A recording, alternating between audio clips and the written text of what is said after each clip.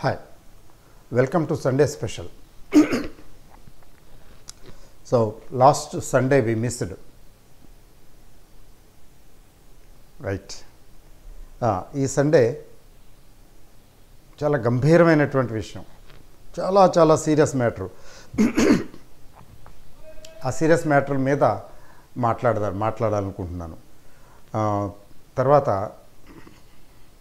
Course ఈ topic అరగంటలో గంటలో ముగిసేది కాదనుకోండి. ఎంతైతే మాట్లాడతానో అంత దానిలో మీరు సిన్సియర్గా మీ అభిప్రాయం తెలియచేయండి, మీ రియాక్షన్స్ చెప్పండి, ఏం మొహమాట పడద్దు. I'm sharing the information, I'm sharing my views and that you may differ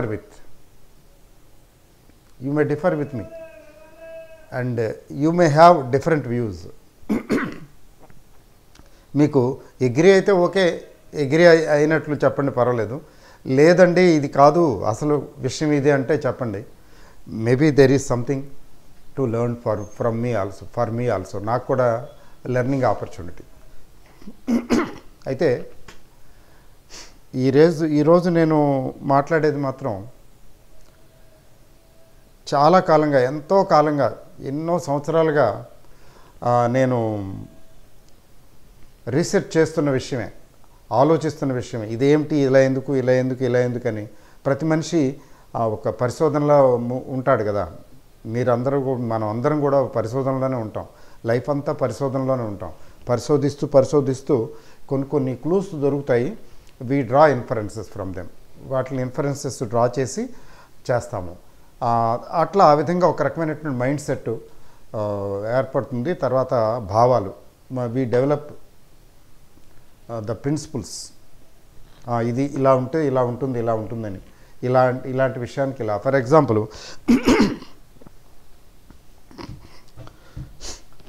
అసలు మనం ఎవరికి హెల్ప్ చేయకూడదు, పుణ్యానికి వెళ్తే పాపం ఎదురొచ్చినట్టు. మన హెల్ప్ తీసుకుంటారు కానీ వాళ్ళు రెసిప్రొకేట్ చేయరు, మనల్ని ఇబ్బందులు పెడతారు అని ఒక వ్యక్తి అభిప్రాయం కావచ్చు. ఇంకొక వ్యక్తి, ఇట్స్ ఓకే, హెల్ప్ చేయటం అనేది మానవ ధర్మం, it's okay, that fellow is not good, or some people are not good enough, they don't respond. తర్వాత మన హెల్ప్ని విస్మరిస్తారు, మర్చిపోతారు, కృతజ్ఞత భావం ఉండదు. Okay, it's okay. కానీ అందరూ అలా కాదు. ఇట్స్ ఓకే, వాళ్ళ నుంచి రెస్పాన్స్ ఎలా ఉన్నా కానీ నాకు సంబంధించినంత వరకు జాబ్ సాటిస్ఫాక్షన్ ఉంది కదా, నేను ఏదో హెల్ప్ చేశాననే తృప్తి ఉంది కదా. హెల్ప్ చేయటం అనేది మానవ ధర్మం, మానవ సహజం. కాబట్టి it's okay, I don't mind whether the other person acknowledges it, response to that or not. నాకు అక్కర్లేదు, నేను చేయగలిగింది నేను చేస్తాను. There is nothing wrong and I do help. మరి ఇద్దరు వ్యక్తులు చేయకూడదని ఒక వ్యక్తి, ఇంకొక వ్యక్తి అసలు తప్పేం లేదు చేస్తాము, అవతలవాడు ఎలా ఉన్నా నేను ఎందుకు పట్టించుకోవాలని అనుకున్నాడు. అంటే అర్థం ఏంటి, వాళ్ళిద్దరు యాటిట్యూడ్లో తేడా ఉంది కదా. Who is right, who is wrong అనేది సెపరేట్ థింగ్. ఎందుకంటే ది అదర్ ఫస్ట్ పర్సన్ ఏంటంటే, ఎవరికి హెల్ప్ చేసినా మనకి ఏమి ఒరిగేది లేదు, ఇంకా చెప్పాలంటే ఎదురు అక్షింతలు పడతాయి, ఎక్నాలెడ్జ్ చేయరు, గుర్తించరు, థ్యాంక్లెస్ జాబు నేను ఎందుకు చేయాలి అనే యాటిట్యూడ్. అంటే అట్లాంటి యాటిట్యూడ్ ఎందుకు డెవలప్ అయిందంటే because of his mindset. తను చూసిన ప్రపంచాన్ని అర్థం చేసుకున్నది ఏంటంటే దాన్ని బట్టి ఇక్కడ కంక్లూషన్స్ డ్రా చేస్తున్నాడు.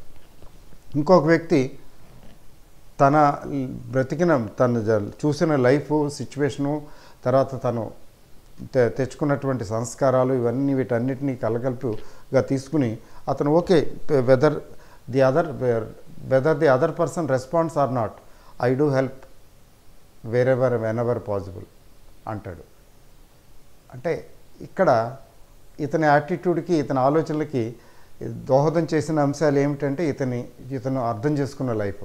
సో ప్రతి వ్యక్తి తన జీవితం గురించి, ప్రపంచం గురించి అర్థం చేసుకుంటాడు కదా, అర్థం చేసుకుని తన ధోరణిలో అర్థం చేసుకుని తను కొన్ని ప్రిన్సిపల్స్ డెవలప్ చేసుకుంటాడు. అంటే తన ఒక రకమైనటువంటి లైఫ్, ఒక రకమైనటువంటి ఒక సిద్ధాంతాలు తయారు చేసుకుంటాడు. ఆ సిద్ధాంతాలు అనే ఫౌండేషన్ మీద తన లైఫ్ లీడ్ చేస్తుంటాడు. ఇక్కడ రైట్ రాంగు అని జడ్జి చేయటం కంటే కూడా మనం అర్థం చేసుకోవాల్సింది ఏంటంటే, what drives him may not drives the other person. What motivates a person may not motivate the other person or persons. అట్లా ఉంటుంది కదా. సరే, ఇప్పుడు అట్లా డివేట్ ఇంకా ఎక్కువ ఆ టాపిక్ మీదకి వెళ్లకుండా, డివేట్ అవ్వకుండా టు ది పాయింట్కి వస్తే, ఏమిటి మనం పుట్టాం, we have no control over where we were born and in what family or in what status we were born. మనం ఏ స్టేటస్లో పుట్టాము, ఏ ఇంట్లో పుట్టాము, వీటి మీద మన కంట్రోల్ లేదు కదా. అలాగే చనిపోయేటప్పుడు కూడా మన కంట్రోల్ ఉండదు, ఎప్పుడో వెళ్ళిపోతాం. అయితే in between life and death we pass through life. We pass through so many things in life, good, bad, ugly, beautiful, everything. ఈ పాత్ ఆఫ్ లైఫ్లో, ఈ జర్నీలో, ఈ జీవన సమరంలో స్ట్రగుల్స్ ఉంటాయి, ఎన్నో సంతోషకరమైనటువంటి సన్నివేశాలు ఉంటాయి, అన్నీ ఉంటాయి కదా, కలగలుపుగా ఉంటుంది కదా. ఇక్కడ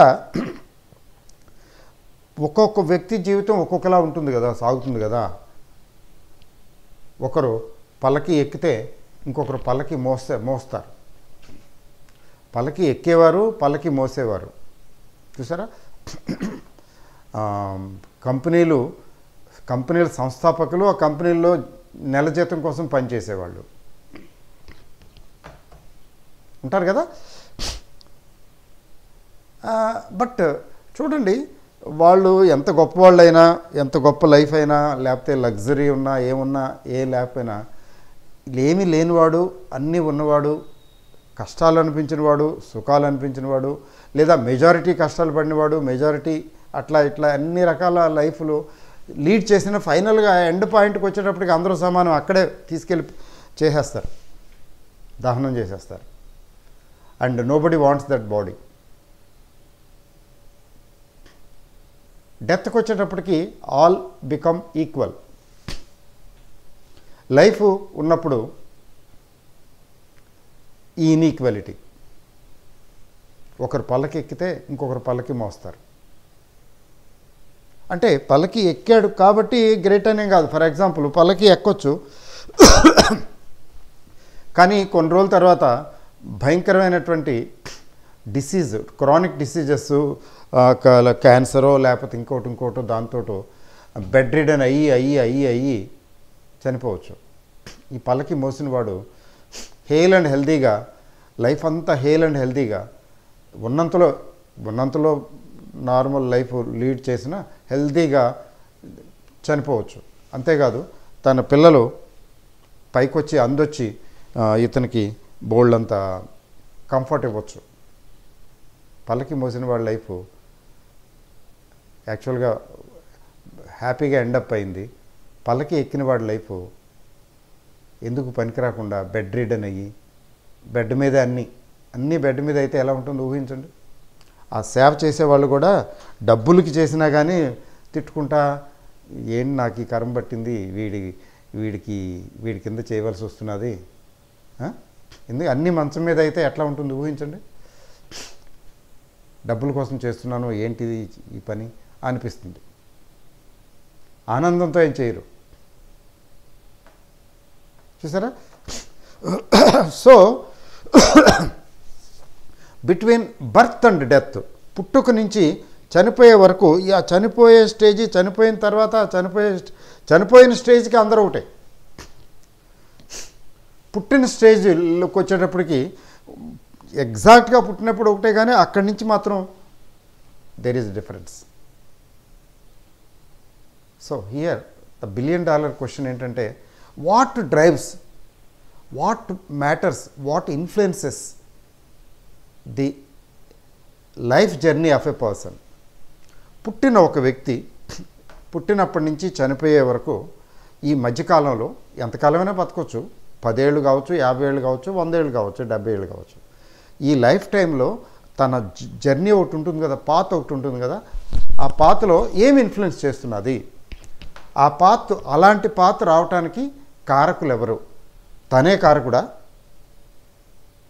లేకపోతే తన రోల్ ఏమీ లేదా?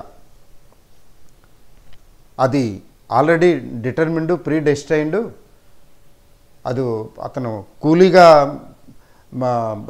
జీవితం సాగించవలసి ఉంది, అందుకని కూలీగా కూలీ ఇంట్లో పుట్టాడు, కూలీగా బతికాడు, కూలీగా చచ్చాడు. That is already pre destined, pre determined అని చెప్పటమా? లేదు లేదు. తను కూలీగా ఉండటానికి, కూలీగా బ్రతకటానికి, కూలీగా చావటానికి తనే కారకుడు అని చెప్పటమా? How do you see this?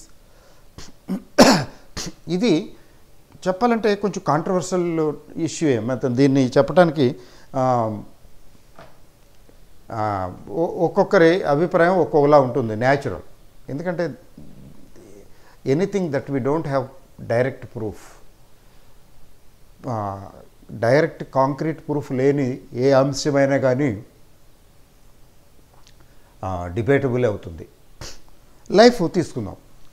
ఇప్పుడు ప్రీ డిటర్మిన్డా? ఒక వ్యక్తి కూలీ ఇంట్లో పుట్టాడు, కూలీగానే బ్రతికాడు, కూలీగా చనిపోయాడు. అది అట్లా, అది దాన్ని తలరాత అంటాం కదా, అలా తలరాత, అలా ఆల్రెడీ తలరాత ప్రకారం జరిగింది, అందులో ఏమి లేదు, మార్పులు చేర్పులు లేవు అలా అనాలా? లేదు లేదు. అతను అలాగే కోరుకున్నాడు, మార్పును కోరుకోలేదు, దానికి సంబంధించి ఏమీ చేయలేదు, కాబట్టి అలాగే బ్రతికాడు, చనిపోయాడు, అలా చెప్పాలా? There are different schools of thought on this. Different schools, ఒక్కొక్కరు ఒక అభిప్రాయాలు ఒకలా ఉంటాయి. అయితే నేను వాట్ ఐ అండర్స్టాండ్,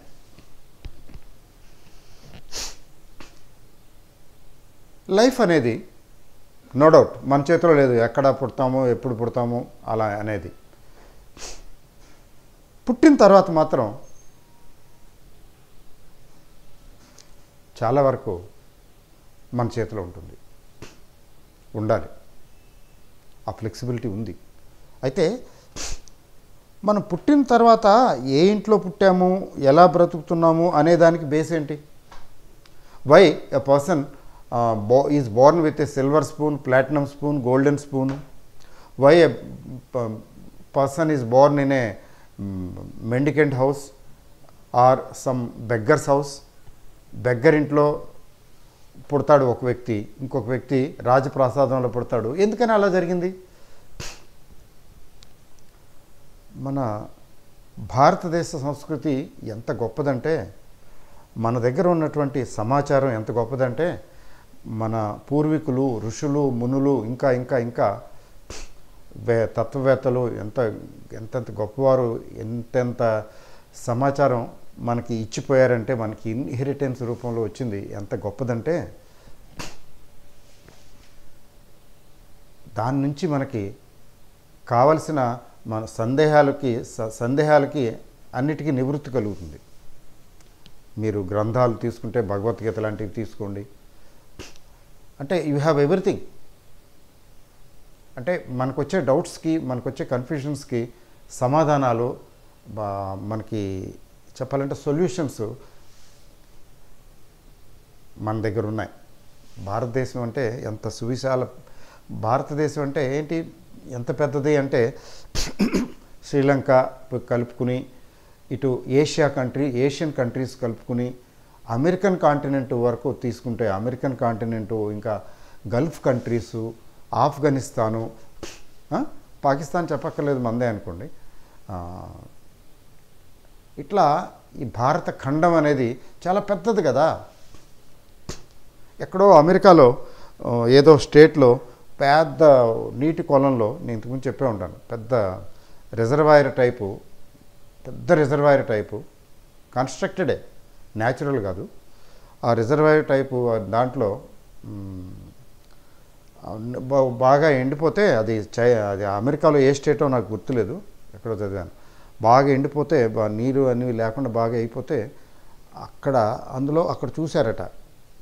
ఏంటి చూశారంటే శ్రీచక్రం. శ్రీచక్రం తెలుసు కదా. ఈ శ్రీచక్రం పెద్ద శ్రీచక్రం. ఈ శ్రీచక్రం ఎక్కడి నుంచి వచ్చింది? మన భారత సంస్కృతికి సంబంధించింది. ఈ శ్రీచక్రం అమెరికాలో ఎట్లా వచ్చింది? చాలా దేశాల్లో,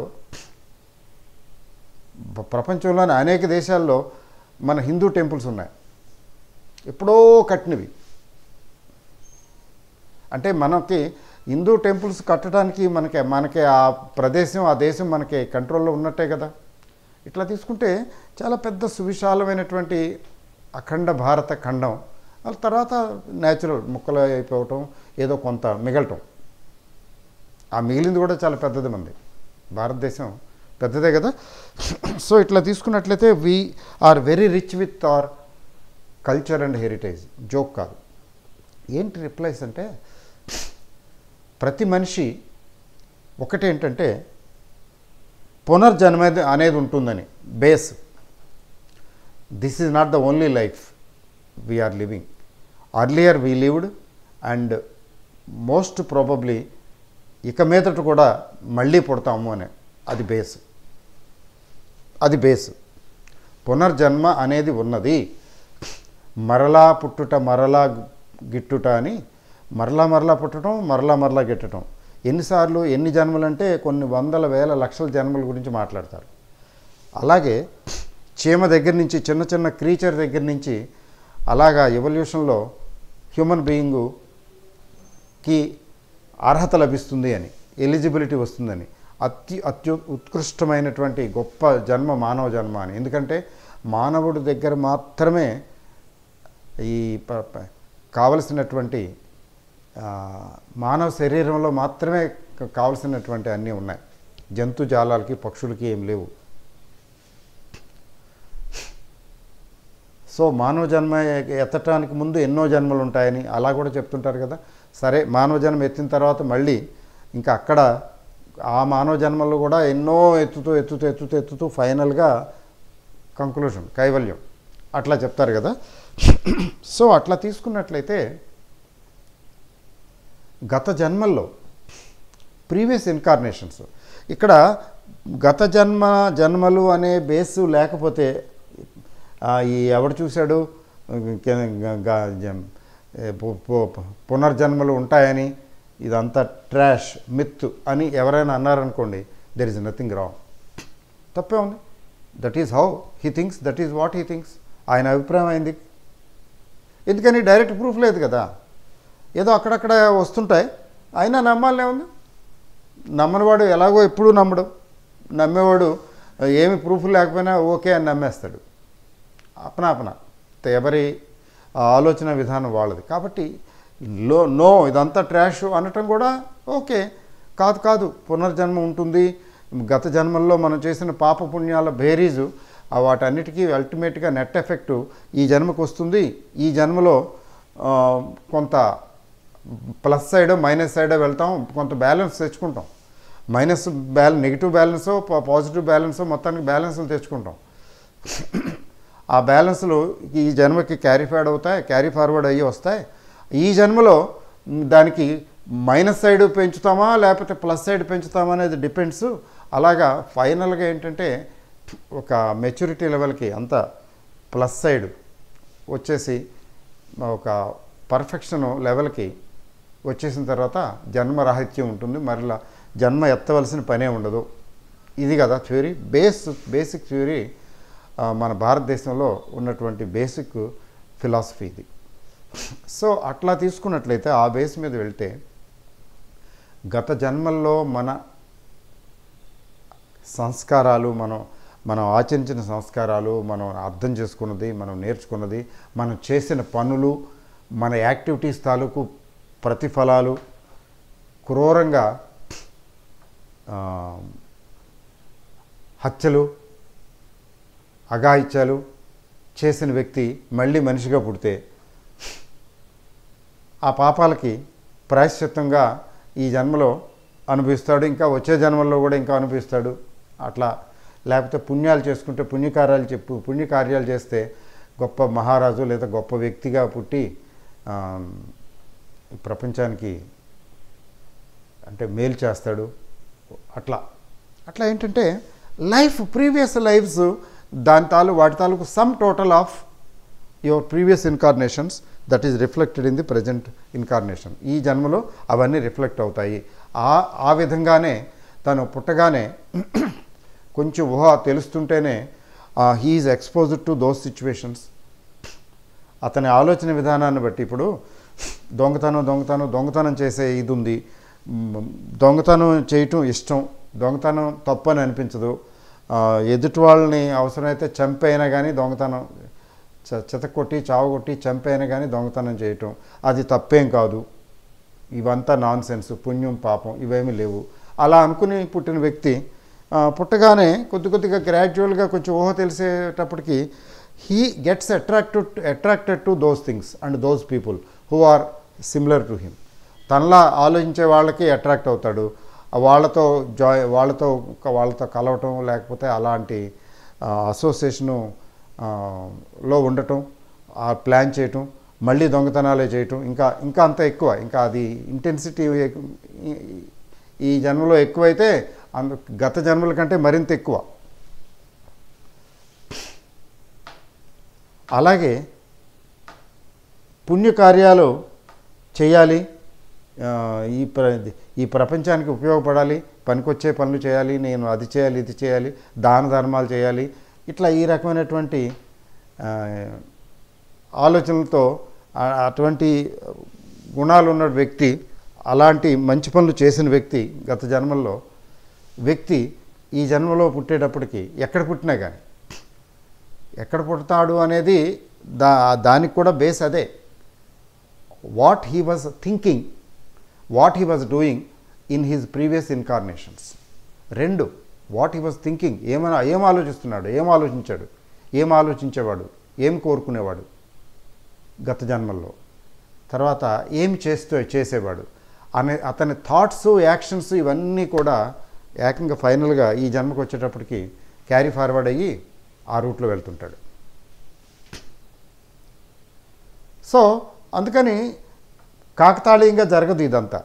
ఎస్, పుట్టాడు అంటే రిచ్ ఫ్యామిలీలో పుట్టిన వ్యక్తి పూర్ ఫ్యామిలీలో పుట్టిన వ్యక్తికి ఎందుకు అట్లా పుట్టడం జరిగిందంటే దానికి బేస్ ఏంటంటే previous incarnations. That is point number 1.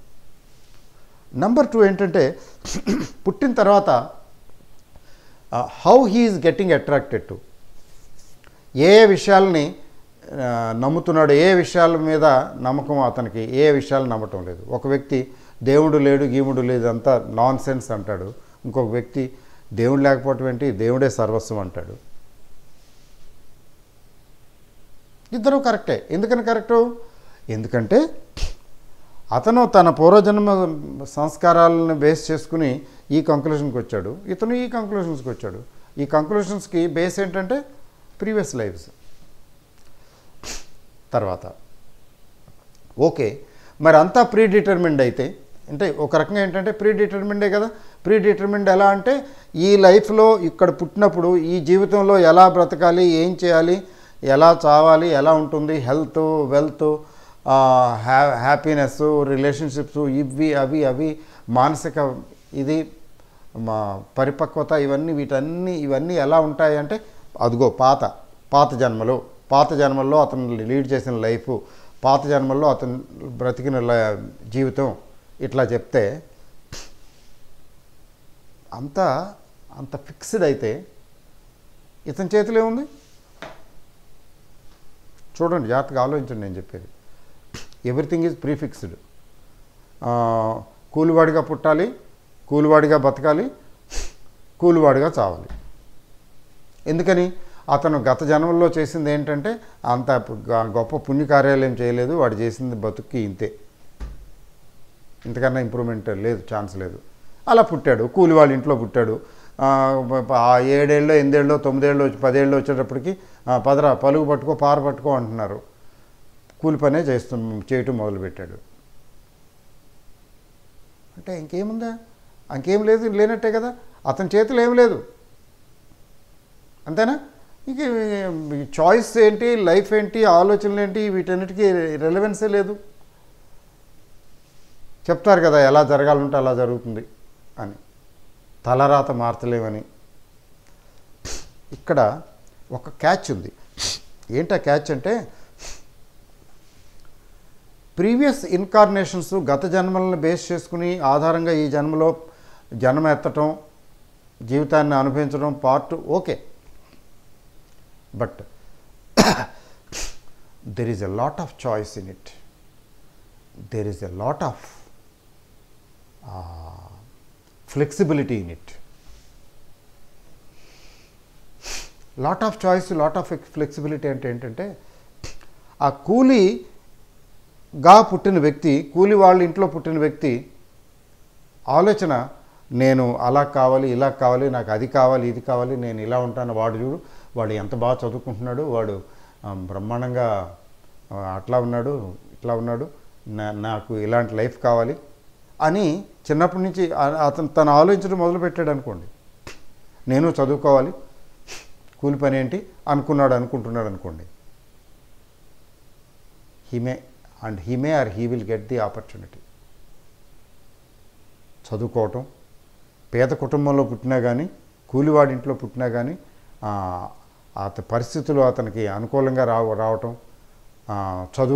చదువుకోవటానికి అవకాశం రావటం, చదువుకోవటం, బాగా చదువుకుని మంచి పొజిషన్కి వెళ్ళటం, లేకపోతే అట్లీస్ట్ చక్కగా ఎడ్యుకేటెడ్ పర్సన్గా బ్రతకటానికి అవకాశం రావచ్చు కదా. That is a matter of choice. చూసారా? అంటే ఆ ఫ్లెక్సిబిలిటీ ఉంటుంది. ఎంత ఉంటుందంటే that also depends on how he thinks, what he plans for, అతను తన విజను. అయితే కొంతమందికి అలాంటి ఆలోచనలు రావు, విజను ఉండదు, ఏమీ ఉండదు. వాళ్ళు ఖచ్చితంగా డెఫినెట్గా అది డెస్టినీ, దాన్ని డెస్టినీ అనే చెప్పాలి. అతను యాక్చువల్గా కూలి పని కోసమే పుట్టాడు, కూలిగానే బతుకుతాడు, కూలిగానే చచ్చిపోతాడు. ఎందుకని? తనకి ఆ విజన్ లేదు. ఇంతకన్నా బెటర్గా చేయగలను, లేకపోతే అది చేయాలి, ఇది చేయాలనే ఆలోచన లేదు, యాంబిషన్ లేదు. అంటే సింపుల్గా తన పూర్వజన్మల కర్మ ఫలితాలకి అనుగుణంగా ఈ జన్మలో జీవిస్తాడు, చనిపోతాడు. పూర్వజన్మల పుణ్య పాప ఫలితాల ప్రకారం పుట్టినా కూడా ఇక్కడ ఆలోచనల్లో మార్పు వస్తే, ఏదో చేయాలని అనుకుంటే, ఆలోచించుకుంటే అది వీలు పడుతుంది. మరి డెస్టినీ ఉండదా? డెస్టినీ అనేది ఉంటుంది కదా. అంటే ఎస్, డెస్టినీ అనేది ఉంటుంది, కానీ ఆ destiny crystal clear, confirmed, 100% confirmed destiny కావచ్చు, లేకపోతే ఫ్లెక్సిబిలిటీ ఉండొచ్చు. అంటే there may be a flexibility. For example, ఒక వ్యక్తి 30 సంవత్సరాలకి పుట్టిన తర్వాత 30 సంవత్సరాలు చచ్చిపోతాడని ఉంది డెస్టినీ, స్ట్రాంగ్, 100% కన్ఫర్మ్. అట్లాంటప్పుడు 30వ సంవత్సరం వచ్చేటప్పటికి వెళ్ళిపోతాడంతే, వెళ్ళిపోతాడు. కానీ కొన్ని సందర్భాల్లో 30వ సంవత్సరం వచ్చేటప్పటికి చనిపోవచ్చు, లేదా ఇంకా బతకొచ్చు. అప్పుడు అతను స్ట్రాంగ్గా కోరుకుంటే చనిపోవటానికి బదులు బతికి ఇంకా కొంతకాలం బతకొచ్చు. అలాగే ఒక వ్యక్తికి ఇదొక డెస్టినీ, ఇదొక డెస్టినీ, ఇదొక డెస్టినీ, ఇట్లా ఇన్ని ఆప్షన్స్ ఉన్నాయనుకోండి. అంటే ఇన్ని ఆలోచించాడు. నేను పెద్ద సంగీత విద్వాంసుని కావాలి, మ్యూజిక్ నేర్చుకోవాలనుకున్నాడు, లేకపోతే పెద్ద వైద్యుడిని కావాలనుకున్నాడు, లేకపోతే ఏదైనా పెద్ద ఇండస్ట్రీ, పెద్ద బాగా డబ్బులు ఉన్నటువంటి ఆస్తిపరుడు కావాలనుకున్నాడు. ఇట్లా రకరకాలుగా ఆలోచించాడు గత జన్మల్లో. తర్వాత ఏవో తను చేసిన కర్మలు కూడా కొంచెం అట్లా అనువుగానే ఉన్నాయి. అప్పుడు ఇక్కడ పుట్టినప్పుడు అతని చాయిస్ సంగీత విద్వాంసుడు కావచ్చు, ఆస్తిపరుడు కావచ్చు, లేకపోతే ఇంకోటి కావచ్చు. ఇక్కడ డెస్టినీ ఏంటి? ఇది అది ఇన్ని పాసిబిలిటీస్ ఉన్నాయి. కొన్ని సందర్భాల్లో పాసిబిలిటీస్ ఏముండవు, ఒకటే పాసిబిలిటీ ఉంటుంది, అది అయి తీరుతుంది. బట్ చాలా సందర్భాల్లో పాసిబిలిటీస్ ఇది కానీ అది కానీ ఇలా కానీ అలా కానీ అది కానీ ఇది కానీ జావటానికి ఛాన్స్ ఉంది. అంటే there is a lot of flexibility in life, predetermined to the extent that he was born and exposed to the conditions. అయితే అక్కడి నుంచి లైఫ్ జర్నీలో మార్పులు చేర్పులు చేసుకోవటానికి, తనకు అనుగుణంగా మార్చుకోవటానికి, తనకు అనుగుణంగా తన లైఫ్ని లీడ్ చేయటానికి చాయిస్ ఉంది, చాలా వరకు ఉంటుంది. అయితే కొన్ని సందర్భాల్లో చాలా తక్కువ చాయిస్ ఉంటుంది, కొన్ని సందర్భాల్లో చాలా ఎక్కువ చాయిస్ ఉంటుంది, డిపెండింగ్ అపాన్ హిజ్ పాస్ట్ కర్మల తాలూకు ఫలితం ఎట్లా అంటే దాంతో ఇతనికి కొంచెం ఎక్కువ ఫ్లెక్సిబిలిటీ ఉండొచ్చు, లేదా తక్కువ ఫ్లెక్సిబిలిటీ ఉండొచ్చు, అసలు ఫ్లెక్సిబిలిటీ లేకపోవచ్చు. ఫ్లెక్సిబిలిటీ లేని చోట ఖచ్చితంగా అలాగే ఉంటుంది, అలాగే జరుగుతుంది, అలాగే బ్రతుకుతాడు. స్కోప్ చాలా తక్కువ ఉంటుంది, అస్సలు ఉండకుండా కాదు, తక్కువ ఉంటుంది. అలా కాకుండా ఫ్లెక్సిబిలిటీ ఉన్న చోట డెస్టినీస్ కూడా మారిపోతాయి. లేకపోతే ఈ డెస్టినీ ఆ డెస్టినీ ఏదో ఒకటి అతను చూస్ చేసుకుని పాత్రను బట్టి ఉంటుంది. కాబట్టి ఫైనల్గా ఏంటంటే 100% ప్రీడిటర్మిన్డ్ ఎప్పుడూ కాదు. కొన్ని ఈవెంట్స్ డెఫినెట్గా ఉంటాయి, అవి జరుగుతాయి. వాటికి కూడా గొప్ప వ్యక్తులు, గొప్ప వాళ్ళు ఏంటంటే ఆ ఈవెంట్స్ను కూడా వాటిని మార్చగలిగిన కెపాసిటీ ఉంటుంది, వాళ్ళు మార్చుకోగలుగుతారు, నెగేట్ చేయగలుగుతారు. బట్ జనరల్గా వీలు పడదు. మీకు జ్యోతిష్యం గురించి చాలామంది జ్యోతిష్యం గురించి మాట్లాడండి, జ్యోతిష్యం గురించి చెప్పండి అంటుంటారు. అంటే నాకేం జ్యోతిష్యం రాదు, బట్ యాస్ట్రాలజీ అంటే ఏంటో మాత్రం నేను స్టడీ చేశాను, యాస్ట్రాలజీని చాలా క్లోజ్గా అబ్జర్వ్ చేశాను. వై యాస్ట్రాలజీ అంటే ఏంటి, ఎక్కడి నుంచి వచ్చింది? అది యాక్చువల్గా ఏంటంటే కాంట్రవర్షియలే. యాస్ట్రాలజీ ఎందుకు కాంట్రవర్షియల్ అంటే, చాలా గొప్ప వ్యక్తి అండి ఈయన అంటారు, ఆయన ఏదో చెప్తాడు, అది ఫెయిల్ అవుతుంది, తర్వాత ఎక్కడ అడ్రస్ ఉండడు. ఎవరి గురించో చెప్తున్నారు ఆ మధ్యన, కేసీఆర్ ఈసారి గ్యారంటీగా చీఫ్ మినిస్టర్ అయిపోతాడని బల్లగుద్ది చెప్పాడట ఎవరో ఒక ఆయన. కానీ కేసీఆర్ ఓడిపోయాడు. చాలా గొప్పవాడట ఆయన, ఎవరో చెప్తుంటే విన్నాను నేను. ఇంతకీ వాట్ హ్యాపెండ్ అంటే అతను తప్ప, లేకపోతే యాస్ట్రాలజీ తప్ప, అసలు యాస్ట్రాలజీ అనేదే లేదా? యాక్చువల్గా ఏంటంటే, టు మై నాలెడ్జ్, నేను చిన్నప్పటి నుంచి కూడా ఈ యాస్ట్రాలజీ, పామిస్ట్రీ, ఈ ఫిలాసఫీ, వేదాంత, యోగా, ఇట్లాంటి పారాసైకాలజీ, ఇవి ఎక్కువ ఈ పుస్తకాలు, ముఖ్యంగా నేను యూనివర్సిటీలో చదివే రోజుల్లో అయితే లైబ్రరీకి వెళ్ళిపోయి ఈ పుస్తకాలు ఎక్కువ తీసుకుని చదివేవాడిని నేను. పారాసైకాలజీ అవి ఇవి ఏంటో, I was interested in all these things.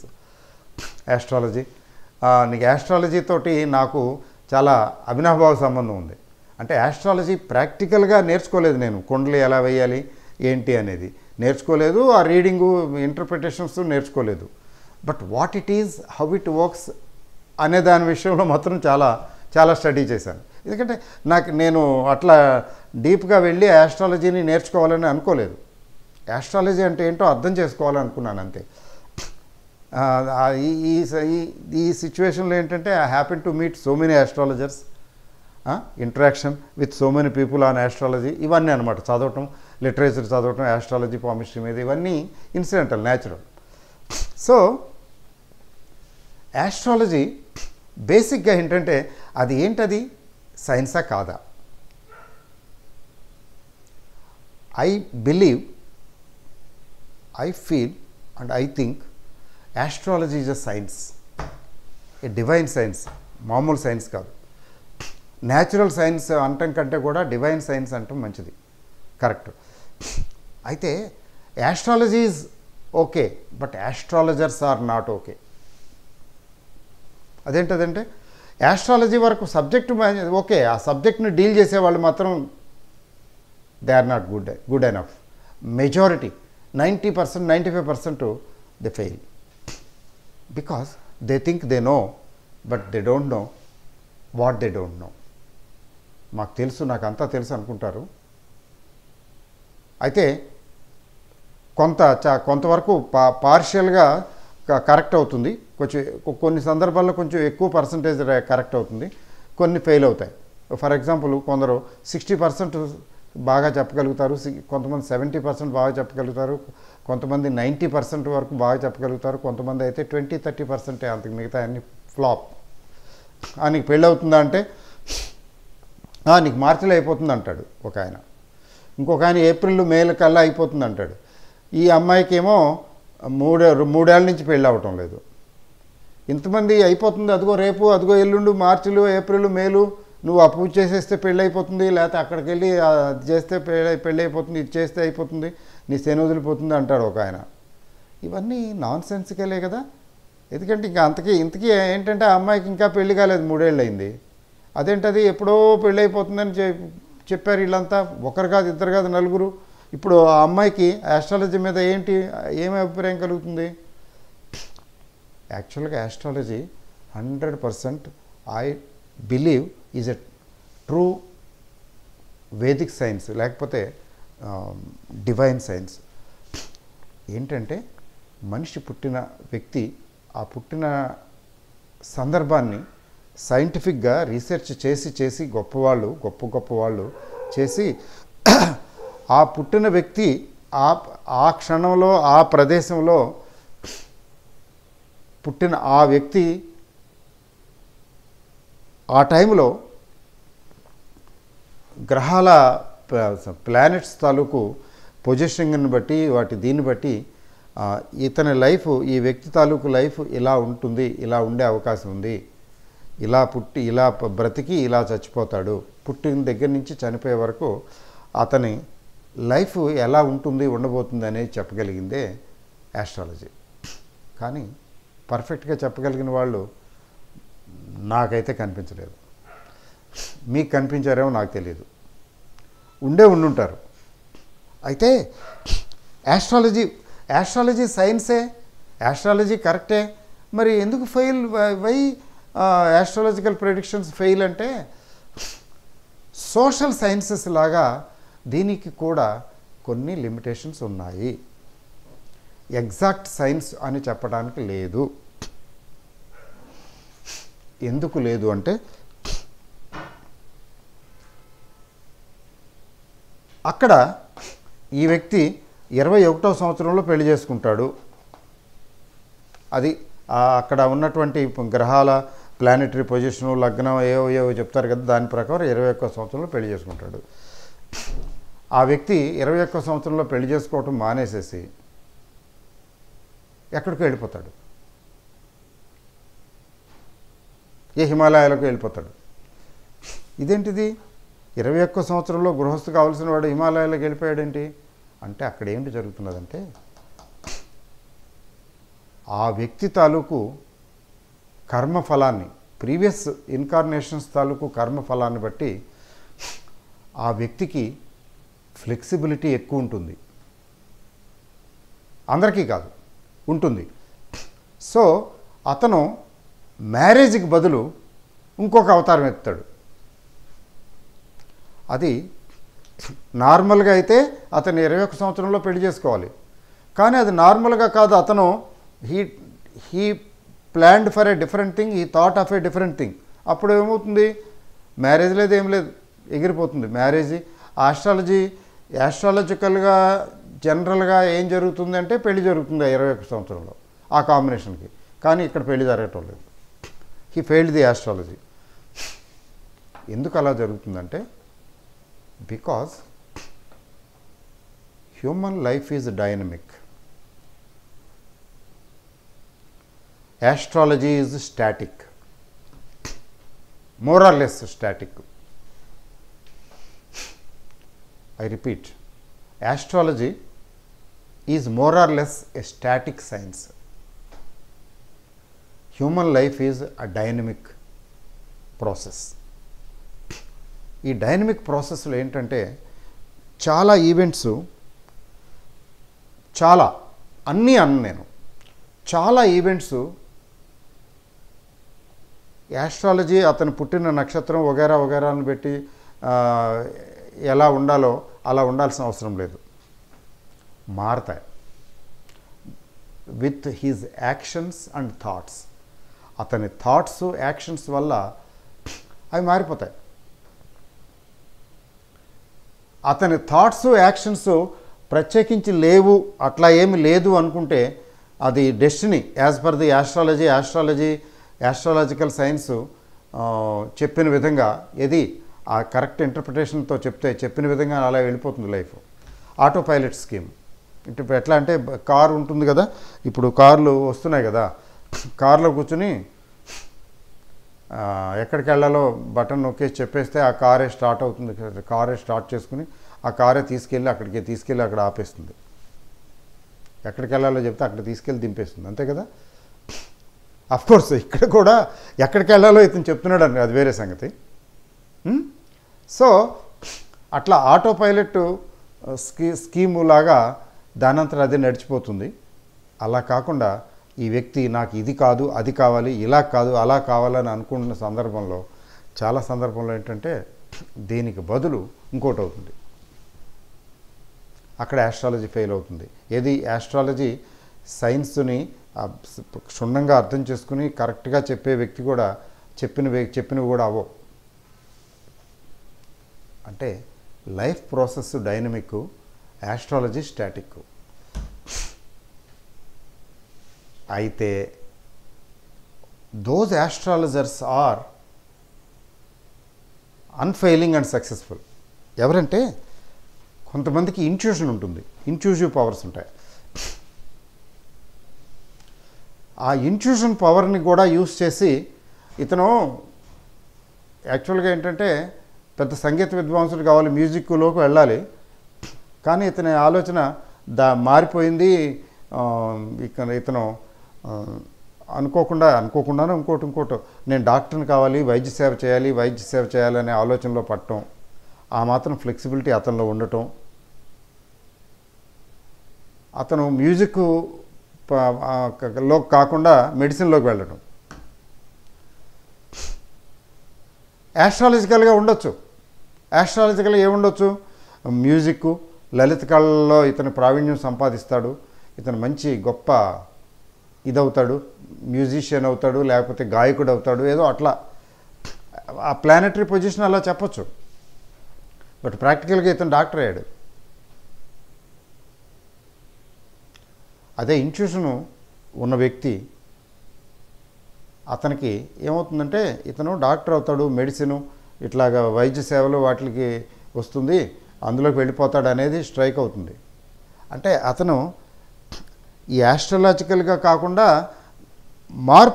అతనిలో మార్పులు వచ్చే అవకాశం ఉందనేది అతను ఇంట్యూజివ్గా అర్థం చేసుకుని చెప్తాడు. అట్లాంటప్పుడు మాత్రమే యాస్ట్రాలజీ కరెక్ట్ అవుతుంది. ఎందుకంటే మ్యూజిషియన్ కావాల్సిన వాడే ఇప్పుడు మ్యూజిషియన్ అవటం లేదు, డాక్టర్ అవుతున్నాడు. అతని పాత్ మారిపోతున్నది, థాట్ ప్రాసెస్ మారిపోయింది. అప్పుడు ఈ యాస్ట్రాలజీలో చెప్పింది ఏం అవ్వదు, యాస్ట్రాలజీలో ఉన్నట్టుగా అనుకున్నట్టు అవ్వదు. అంటే astrology is a science, no doubt, but యాస్ట్రాలజీలో కాంబినేషన్స్ అవి చెప్పినట్టుగా జరగాలని ఏం లేదు, జరుగుతాయని ఏం లేదు. అయితే కొన్ని డెఫినెట్ ఈవెంట్స్ జరుగుతాయి. అక్కడ ఫ్లెక్సిబిలిటీ ఉండదు. ఇతను ఏం ఆలోచించినా, ఎంత ఆలోచించినా, ఏమనుకున్నా కానీ నెగేట్ చేయలేడు. అట్లాంటి ఈవెంట్స్ జరుగుతాయి. అన్నీ జరగాలని ఏం లేదు. అందుకని చెప్పిన ప్రెడిక్షన్స్, ఈ కాంబినేషన్స్ ప్రకారం ఇది ఇలా జరుగుతుంది, ది కాంబినేషన్స్ ప్రకారం కేసీఆర్ చీఫ్ మినిస్టర్ అవుతాడంటే అవ్వాలని ఏం లేదు కదా. సో అందుకని యాస్ట్రాలజీని బ్లేమ్ చేయటం కంటే కూడా యాస్ట్రాలజీని యాజ్ ఎ సబ్జెక్టు అర్థం చేసుకోవటం బెటరు.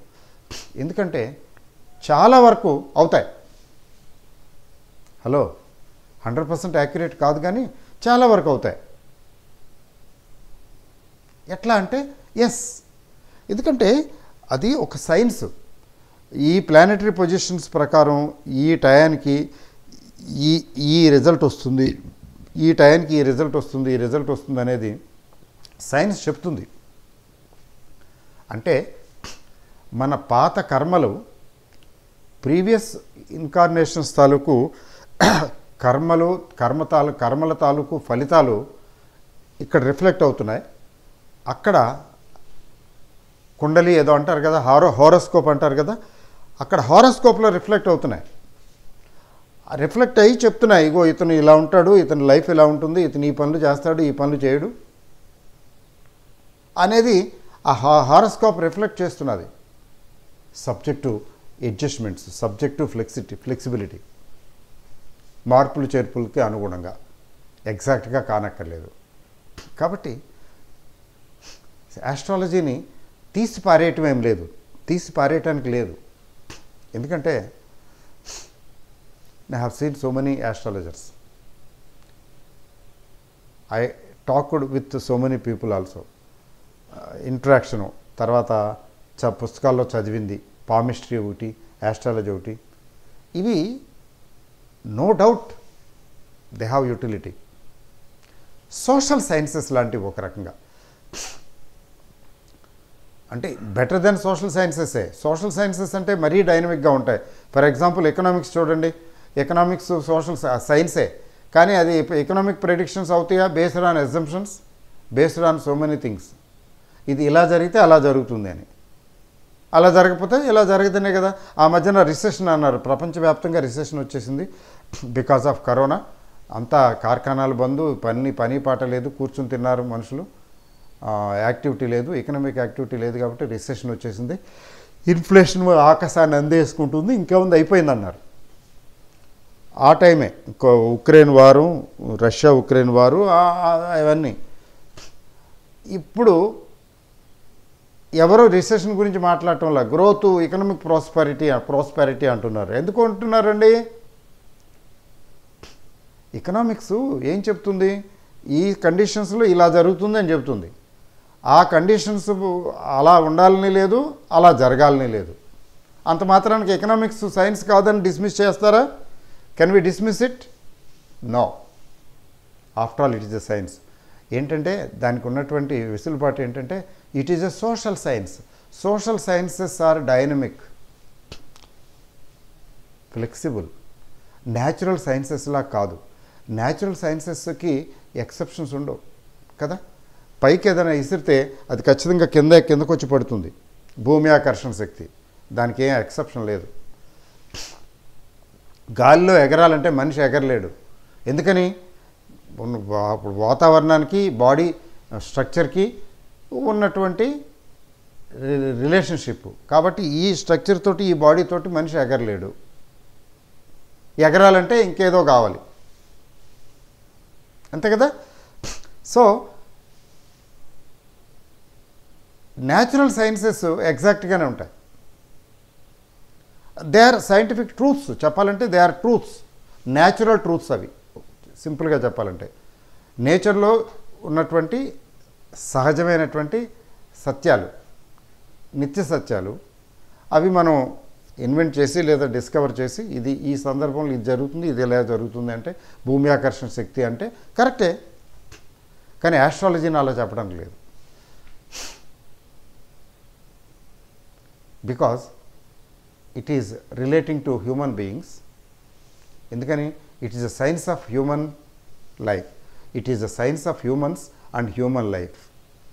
అండ్ హ్యూమన్ బీయింగ్ అనేటప్పటికీ it's a complex entity.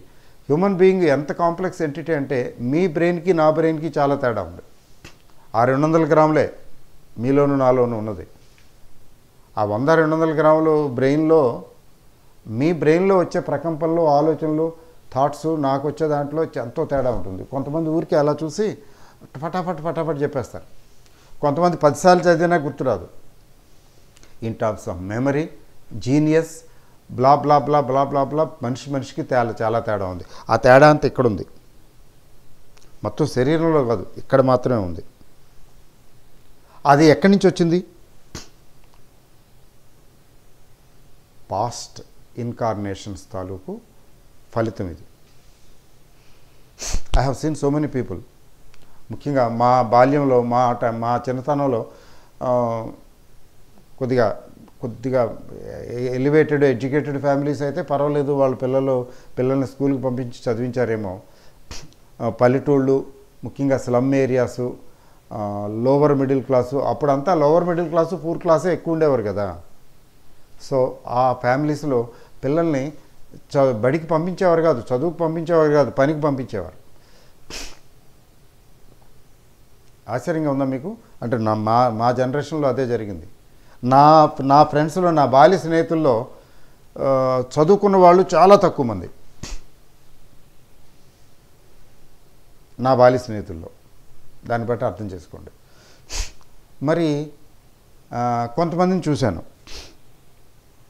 Parents చాలా కష్టపడి ఎట్లయినా చదివించాలి, ఏమైనా కానీ చదివించాల్సిందే వీడిని అనుకుని కష్టపడి స్కూల్కి పంపించి చాలా ఇది ఎఫర్ట్ పెట్టినా వాడికి ఎంతకీ చదువు అవ్వక వాడు మానేయటమో లేకపోతే వాడిని మానిపించడమో, మీకు లాభం లేదు, వీడు చదవటం లేదని మానిపించేసేదో పనిలో పెట్టడం.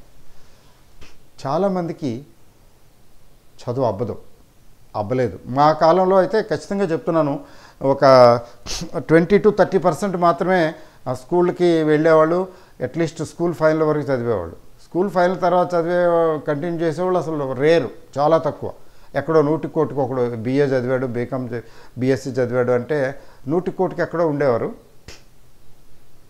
స్కూల్ ఫైనల్ వరకు తీసుకున్నట్లయితే, SSLC పోనీ SSC తీసుకున్నట్లయితే ఆ స్టేజ్ వరకు ఒక 20-30% మాత్రమే, టోటల్ పిల్లలందరిలో 20-30% మాత్రమే చేరేవాళ్ళు. మిగతా వాళ్ళు కొంతమంది వెళ్ళేవాళ్లే కాదు, కొంతమంది వెళ్ళి డ్రాప్ అవుట్సే. ఏంటంటే వాడికి చదువు అవ్వటం లేదు. అంటే చదువుకోవాలనే ఆసక్తి కానీ, ఎన్వైరన్మెంట్ కానీ లేకపోవటం, తర్వాత వాడి దగ్గర అది లేకపోవటం. వాడి బ్రెయిన్ చదువుకి ఏమాత్రం మొద్దురా అనేవాళ్ళు. నేను చాలామంది మొద్దులను చూశాను. వాడు స్కూల్లో వాడు ఎంత చెప్పినా వాడికి అర్థం కాకపోవటం. మొద్దు అంటే అదే చదువురాని మొద్దు అంటారు కదా, కదలలేని ఎద్దు అని. అలా మొద్దుగా ఉండి ఏదో 2వ తరగతి, 3వ తరగతి, 5వ తరగతి వరకు చదివి అక్కడ తప్పి లేకపోతే ఏదో అయ్యి మొదలెయటం. కానీ ఇప్పుడు చూడండి, మీకు ఎవరైనా కనపడతారా? అసలు స్కూల్కి వెళ్ళని వాళ్ళు ఎవరైనా కనపడతారా? ఎక్సెప్షనల్. ఇప్పుడు 90% ఎడ్యుకేషన్కి వెళ్తున్నారు, 10% మానేస్తున్నారు. అప్పటికిప్పటికి ఏంటి తేడా? కొంతమంది నేను చూసింది ఏంటంటే, నేను చెప్పేది ఇప్పుడు కూడా ఆ స్కూల్కి అయితే అందరూ వెళ్తున్నారు కానీ అందరూ షైన్ అవుట్లా, కొందరే అవుతున్నారు. అది దేనివల్ల వస్తున్నది? ఇది ఒరిజినల్గా తెచ్చిపెట్టుకునేది, మనం పుడతా తెచ్చుకునేది. కొంత బొగ్గుని మీరు ఎంత రుద్దినా కానీ తెల్లగా ఉండదు కదా, ఎంత రుద్దినా నలిపే. మనుషులు కూడా అంతే, వాళ్ళలో అది లేకపోతే ఎంత కష్టపడినా వాళ్ళు చదువుకోలేరు.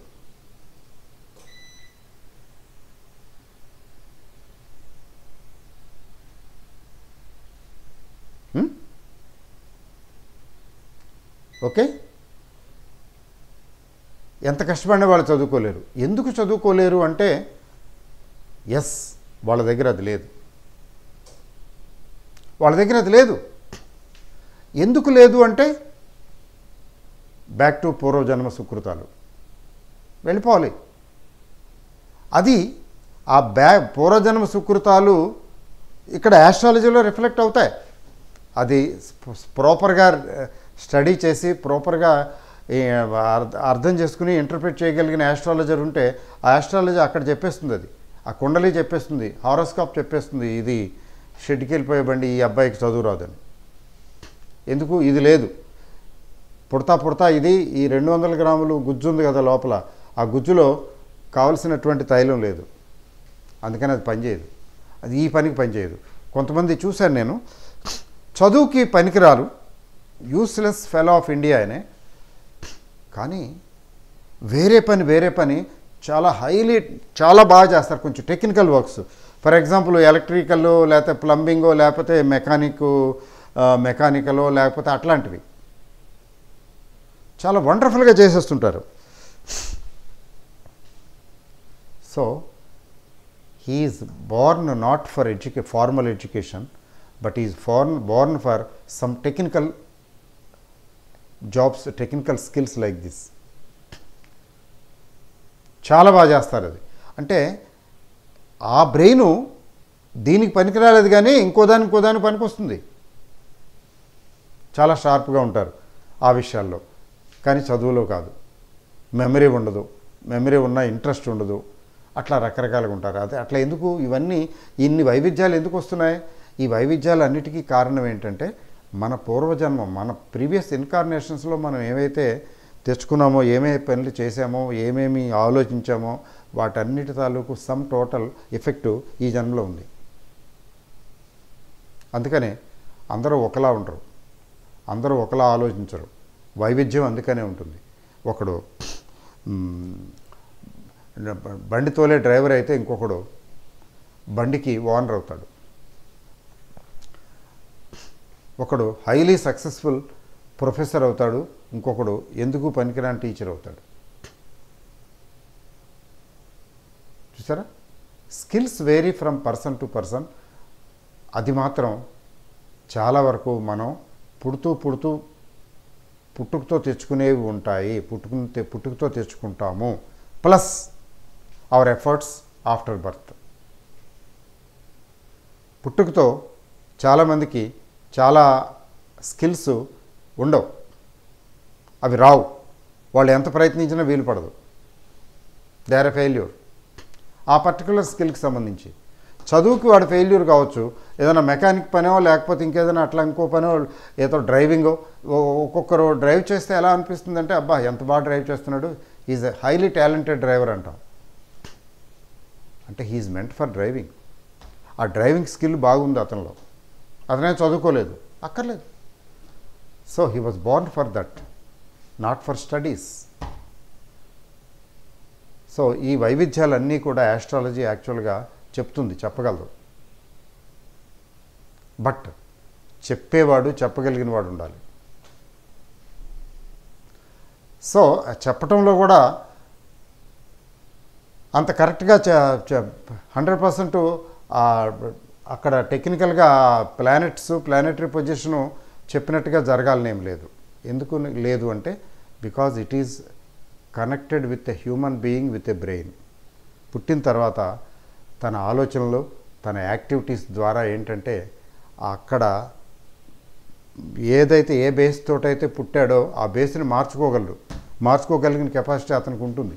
అందుకని అక్కడ చెప్పిన ఆస్ట్రాలజీ ఆ విషయంలో ఆ క్షణాన అది ఫెయిల్ అవుతుంది. We say that astrology is wrong. Astrology itself is not wrong. It's not a pseudo science, it is a science. But ఆస్ట్రాలజీని ఇన్ ఇట్స్ పర్స్పెక్టివ్ అర్థం చేసుకోగలగాలి. అంతేకాదు ఆస్ట్రాలజీని ప్రాపర్గా ఇంటర్ప్రెట్ చేయగలగాలి. దాని తాలూకు కాన్సిక్వెన్సెస్, దాని తాలూకు ఎఫెక్ట్స్ని అర్థం చేసుకోగలగాలి. అట్లా ఆ విధంగా తీసుకున్నట్లయితే అప్పుడు అర్థమవుతుంది ఏంటంటే, ఎస్ ఇట్ ఈస్ దేర్. నేను I had so many experiences, ఎట్లా 1, 2, 3 నెక్స్ట్ వీడియోలో చెప్తానులేండి. నేను how I passed through various stages of life and with reference to astrology. ఎందుకంటే నేను లైఫ్లో చాలామంది ఆస్ట్రాలజర్స్తో కనెక్ట్ అయ్యి ఉన్నాను, చూశాను స్వయంగా. So we will discuss. అయితే ఏంటంటే, నేను చెప్పిన ఈ టాపిక్లో నేను వేసిన బేసు మీరు నిజమేనని నమ్ముతున్నారా, లేదు ఇదంతా ట్రాష్ అనుకుంటున్నారా? మీరు ట్రాష్ అనుకుంటున్నా కూడా తప్పేం లేదు, అందులో మీ తప్పేం లేదు. నిర్భయంగా చక్కగా మీరు బీ ఓపెన్. మీరేమనుకుంటున్నారు దీని గురించి మీరు వీడియోలో పెట్టండి, మీ కామెంట్ బాక్స్లో పెట్టండి, నేను చదువుతాను. ఎందుకంటే nothing is right and nothing is wrong. మనం what we think right is right, what we think wrong is wrong కదా. ఎవరి అభిప్రాయాలు వాళ్ళవి. మీ అభిప్రాయం తప్పకుండా తెలియచేయండి. దాన్ని బట్టి దాన్ని బేస్ చేసుకుని నెక్స్ట్ వీడియో నేను ప్లాన్ చేస్తాను. నేను నెక్స్ట్ టాపిక్ ప్లాన్ చేసే ముందు ఖచ్చితంగా మీ అభిప్రాయాలు, భిన్నాభిప్రాయాలు, whatever it is, I want to see in the comment box. Thank you very very much. Happy Sunday.